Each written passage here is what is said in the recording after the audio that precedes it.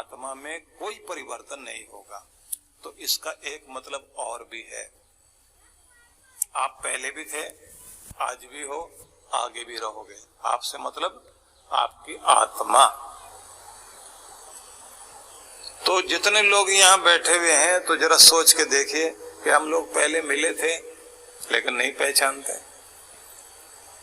किस जन्म में मिले होंगे, कैसे मिले होंगे।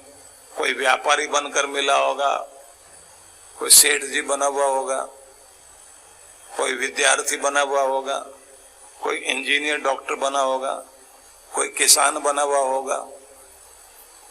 क्या रंग रूप रहा होगा, देश में इसी देश में मिले थे या अफ्रीका में मिले थे, नाइजीरिया में, घाना में, कहा मिले थे आप, कैसी शक्ल थी। और अगर पशु पक्षी बनकर मिले थे तब नहीं पहचानते एक दूसरे को, लेकिन थे, पहले भी थे, आज भी हैं और आगे भी रहेंगे।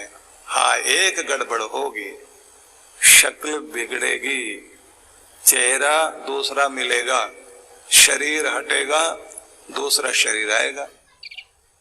ये क्रम जारी रहेगा, इसको कोई दुनिया में बदल नहीं सकता, क्योंकि बार बार जन्म लेकर दुनिया में व्यक्ति आता है और जाता है। इसको कहा गया है कि ये क्रम परमात्मा चला रहा है, इस क्रम को कोई किसी भी तरह से रोक नहीं सकता। इस क्रम में आवागमन का चक्र चल रहा है, हजारों लाखों करोड़ों जीवात्माएं जन्म लेकर आ रही हैं और जा रहे हैं। बहुत सारे लोग ये पूछा करते हैं कि अगर मनुष्य का शरीर बहुत ज्यादा पुण्य कर्म करने से मिलता है तो आज के समय में तो पाप बहुत हो रहे हैं और मनुष्य की संख्या भी बहुत बढ़ रही है, तो ये कहां से आ गए इतने सारे। और पहले लोग कम थे, आजकल संख्या ज्यादा हो गई, तो भगवान ने क्या जीवात्मा नहीं बनानी शुरू कर दी है। तो पहले तो ये समझ लीजिए कि जीवात्मा न नई बनती है न पुरानी होती है, जितनी पहले थी उतनी आज भी है और उतनी आगे भी रहेंगी। तो ये ज्यादा इंसान कहां से आ गए? तो इसको अगर आप समझना चाहते हैं तो इसको समझने का एक तरीका है कि कितने सारे और योनियों से आत्माएं अपना टर्न पूरा करके वहां का पूरा जीवन समाप्त करके अब मनुष्य के देह में आई है। एक बात। दूसरा, केवल सृष्टि एक ही नहीं है, अनेक सृष्टियां हैं।